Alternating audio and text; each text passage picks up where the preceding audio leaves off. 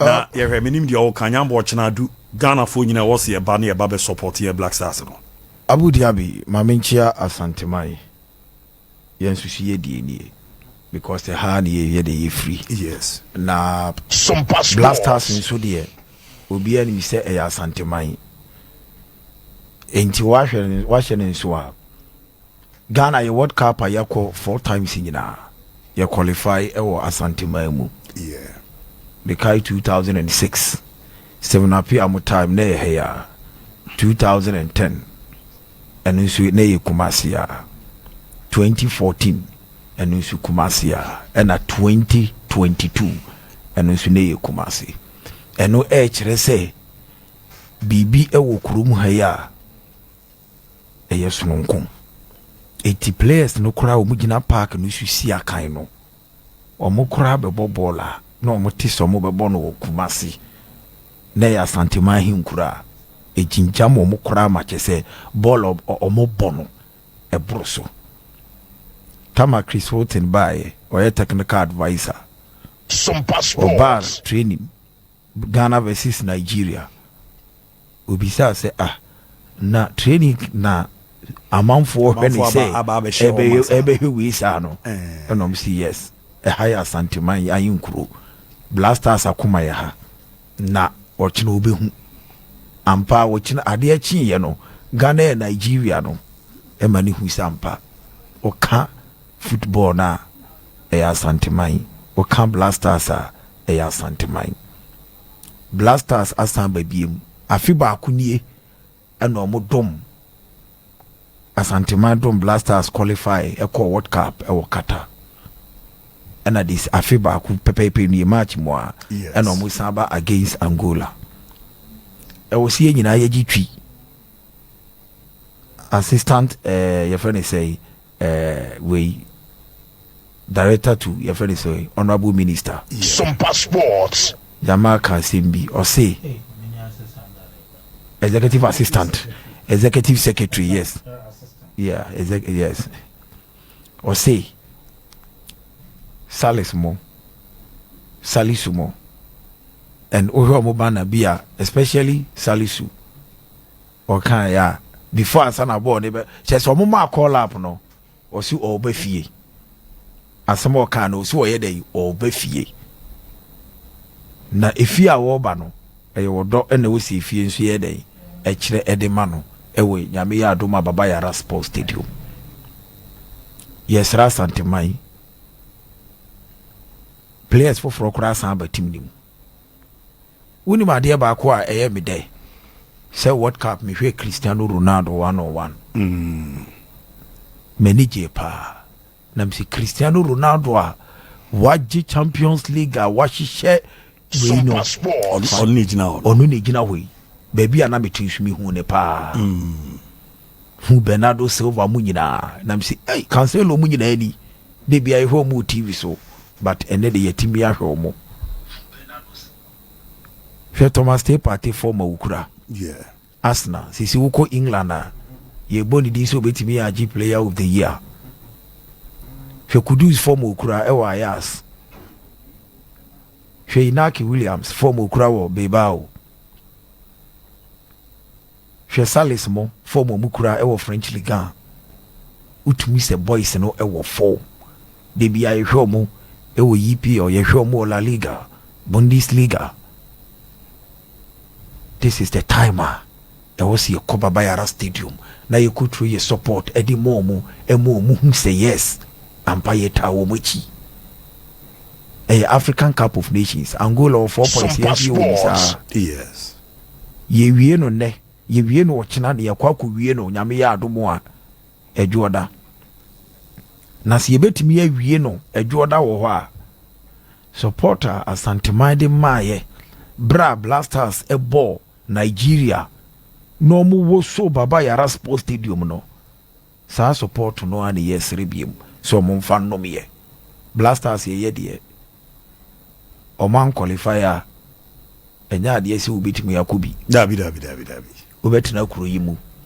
say Ghana nkobi anigi anim Jamaica wo say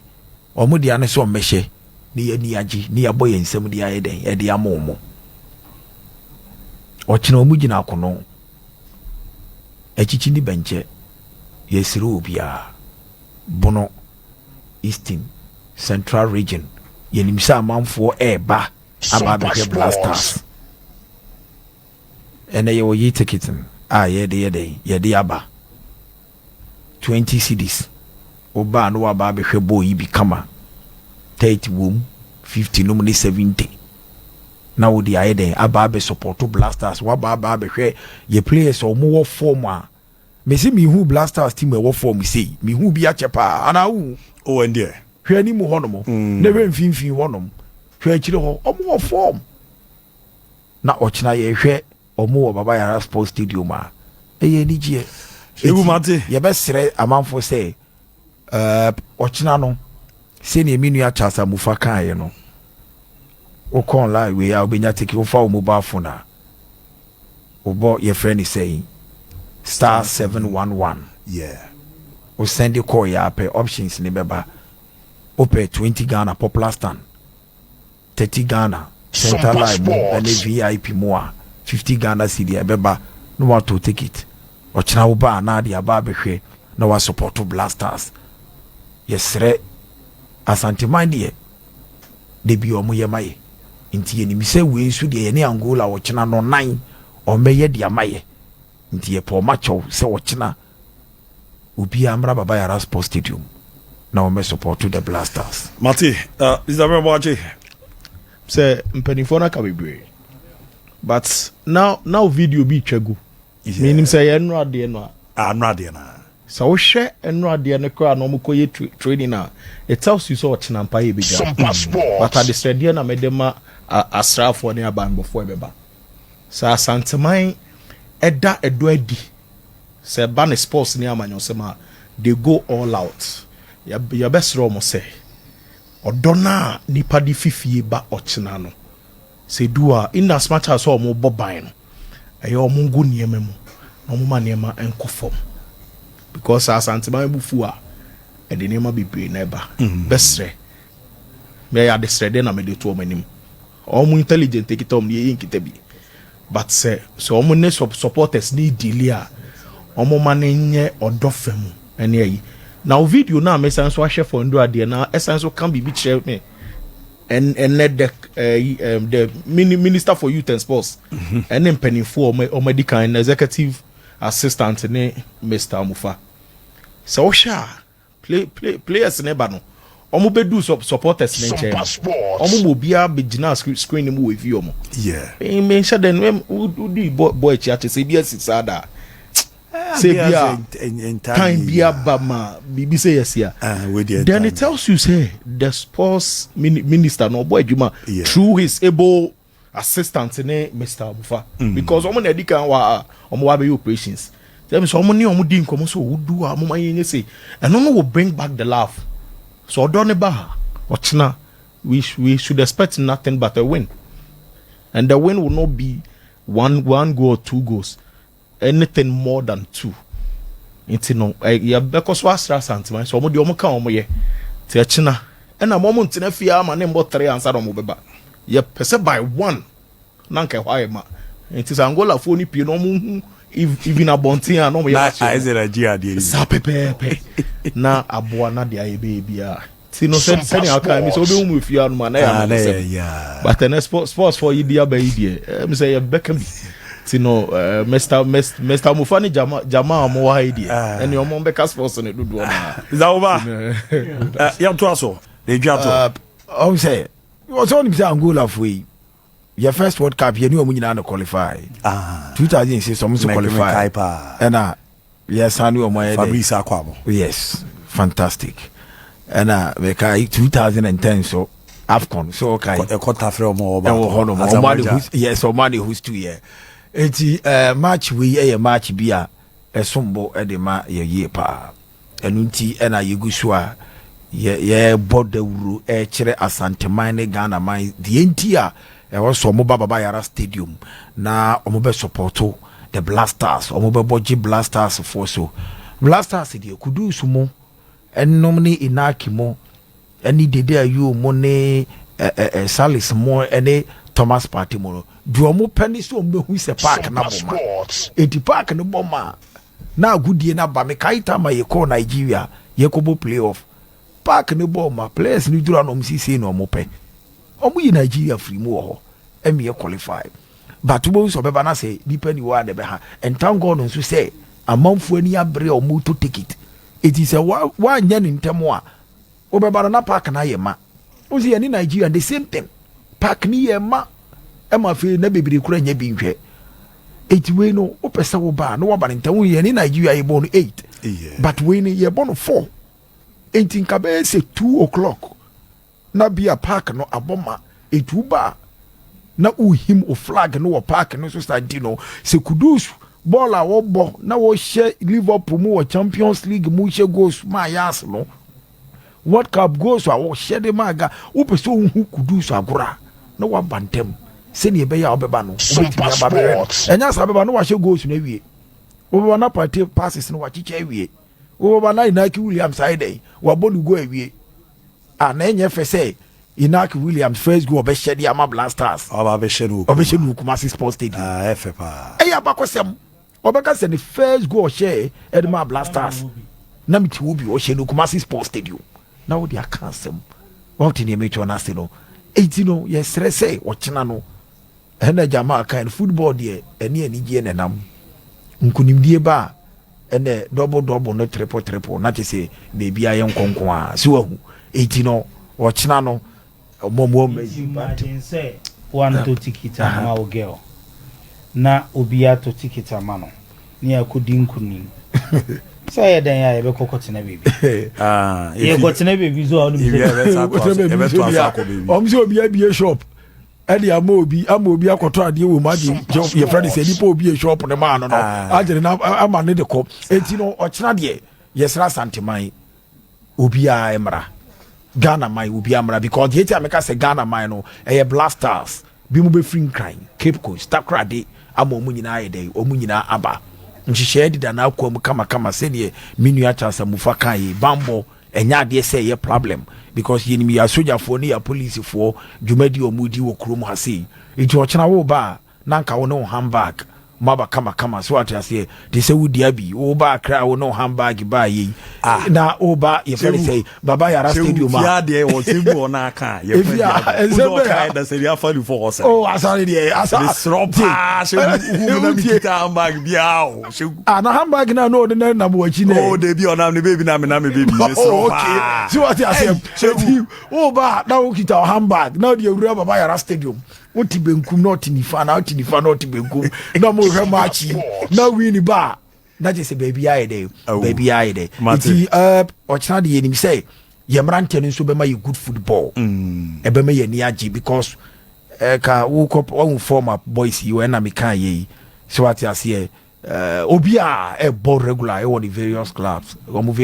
obi e ball ti ochina ye kwa akohwe omo iti obi amra na etimi nye dey ye nkohwe omo so so betima take it 10 anameboa ultimate take it 10 betima take it 10 you see oshe African na on the African players or mobile ball e wa manone no opeso yi players a omudin e wo soro African na we Osime no we Mohamed Kudus na nde Kudus a we are seeing na on fire obi ejitum no oba be bono Kumasi Baba Yara Sports Stadium utifi da bi ba obi afa plane efia bruti ba be hwe utifi also oba na be English Premier League odi ati fie se English Premier League Arsenal light out ne ba honum na obi English Premier League Arsenal for team no say one ye kana asem party Ro Ferdinand mo ne ya Toure mo a retire from football any o mo bo nyina no obiya kotrasia party di no obo so ne kura Arsenal fifi na party begina Baba Yara Stadium abo Arsenal Bolivia e also be party Shegu Mate Ben Roman na ye chief director e wo Ministry of Youth and Sports adwuma papa we e bono amanfo binim na Honorable Mustafa Yusuf Sports Minister adwuma ya amanfo e Ghana for ka se papa ne ye adwuma no e ye papa ba ku bi e frɛ no Mr. Hafiz Adams, Chief Director, adwuma papa no ye na okoto na onye na home oye adwuma saa ma me say nhihye atu ye friend is saying ye ba so ona na ye friend is say we funeral committee chairman ona hwema ye bibia ye kama wo and look at Blasters match we nhihye ya odi atu na komoni minister munye sei jama munko yi sei amufa munye sei mo make sure say bibia be sei na say nipa we boy adwuma sei na wa magana fo ehu a na wa nya ade Mr. Hafiz Adams chief director adwuma pa wo me da wa say Alhaji in the whole yes obi me da say the position here pa wa boy adwuma pa share screens ni so Alhaji Hafiz Adams the picture that so no the America dia Ortega mini Ortega kan no ye papa ye ba no say administration papa ni nim na adwuma Alhaji Hafiz Adams adwuma obo no ministry ho no menua esewani and nisi e kachirawo ye honorable Mustafa Yusuf modern obo nyina na nyina the engine of that ministry ministry of youth and sports no Alhaji Hafiz Adams chena ho kwan no ba ubehu no Baba Yara Sports what do you say why adwuma o as RCC as a regional coordinating director or Asante Memoir. Yes. Inti hanom de efie. Yes. No oboase no obar. You were born and bred in Kumasi. No, me papa na born and bred in Kumasi. So yes. And you know, I say any can also make a mini Jamal and Charles Ekan because of a Juma Papano or minister. It's you know if this any pay Juma say ya now I'm on about say Uma Ghana for we say a Juma pa and our team ministry or Bontino Alhaji Hafiz Adams chief director Ministry of Youth and Sports a Juma Obono onko so non to aso mosa and famwa Ghana Sports Matiere yera masepa Juma mo bono SOMPA for monko so amombo more contributions to the development of Ghana sports. Kama and I bomo abaso. It is wealth commendation. Ya bomo abaso monko so mombo jimaden. Mate. Yes, anyway, for no almost support him. Almost nyame shiro biara. Ejuma bi obiaye. Nyamema ejuma na enkoso yie manipa mate era se party no ye komo e kokokori etinya bo chena ye nyine be show Kumasi Baba Sports Stadium